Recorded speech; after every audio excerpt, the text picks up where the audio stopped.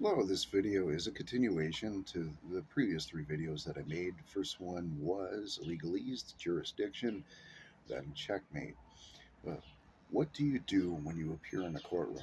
Very first thing that you do, if they call out your name, okay, your name is known as a state-owned enterprise, and you approach the bench, the very first thing that you say is, I'm appearing here today, sui juris propria persona. I am a living being alive from beyond the sea. I am the beneficiary to the trust of your name. You are a sovereign. When I appear in there, I say I'm a sovereign rabbi and journeyman. Journeyman because you have no jurisdiction over me. I do not have a residence that's within your jurisdiction. Also, too, because when your mother gives birth after 3 days of you being on this earth, you are signed over to the state when she signs that birth certificate. So they're calling you the state owned enterprise. I am not the state owned enterprise. You do not have jurisdiction over me because, again, when you go to a courtroom, you're appearing in front of an Egyptian. An Egyptian, like I said, they go on to be called Phoenicians and they go on to be called the Druids. That's what you are. You're appearing in their dolmen. It's a religious practice. What the religious ritual is doing is you are marrying yourself into Lucifer.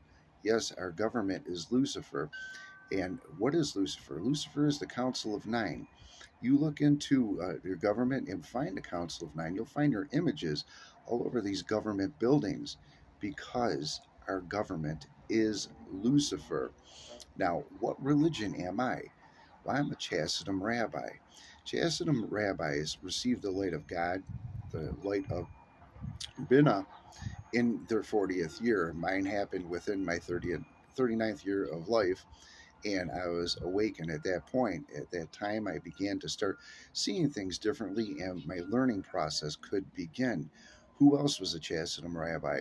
Well, Joshua in the Bible, he was a Chasidum rabbi. What did he do with his religion? Well, he stopped the sun in the sky for 3 days. Who else? Jesus. Jesus was a Chasidum rabbi. Jesus, after his 12th year, went into isolation and he began to learn. He learned everything and got everything reestablished.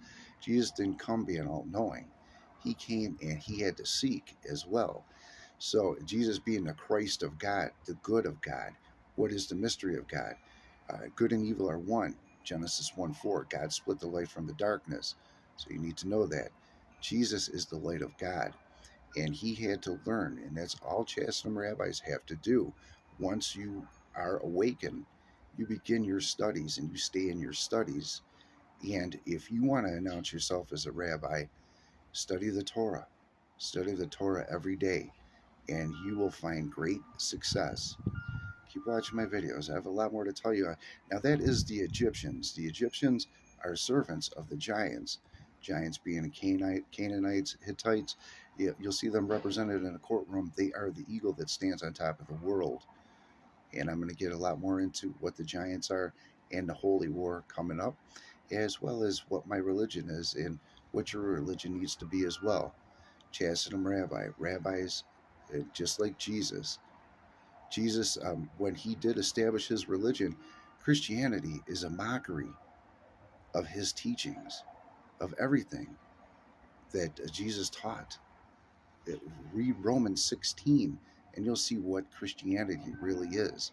Those who study that, Romans 16.